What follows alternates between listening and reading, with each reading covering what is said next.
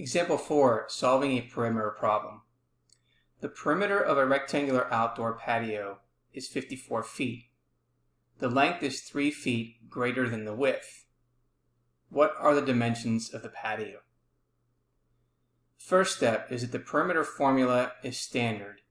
P, which is equal to 2 times the length plus 2 times the width. We have two unknown quantities, length and width.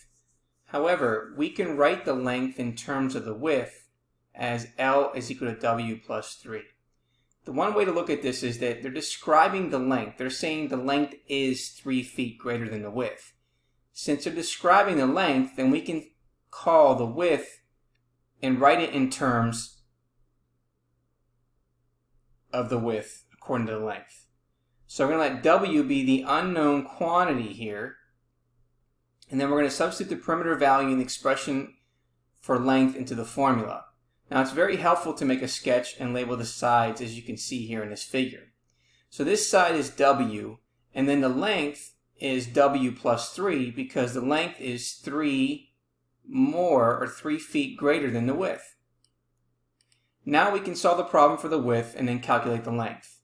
So given from the problem, we know that the perimeter is 54 feet. We know that L represents W plus 3, and we know W is equal to W because we want to make sure that we have an equation that has only one variable in that so that we are able to solve for it. So plugging it into the formula, again, our perimeter is 54. So let's go ahead and highlight that. So we know our perimeter P is 54. We know our length is W plus 3, and we know our width is W. So we have 54, which is equal to 2 times W plus 3, which is equal to 2 times W. And then we're going to distribute the 2. So we get 54, which is equal to 2 times W, which is 2W, 2 times 3, which is plus 6, plus 2W. And then we can combine like terms. 2W plus 2W is 4W, plus 6, which is equal to 54. We want to isolate and solve for W by subtracting 6 to both sides. So 54 minus 6 is 48, which is equal to 4W. Divide both sides by 4, and we get the width to be 12. Now, since we found the width, now we can go ahead and plug it into the length.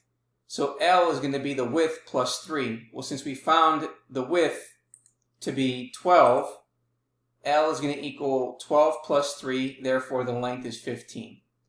So the dimensions are the length is 15 feet and the width is 12 feet.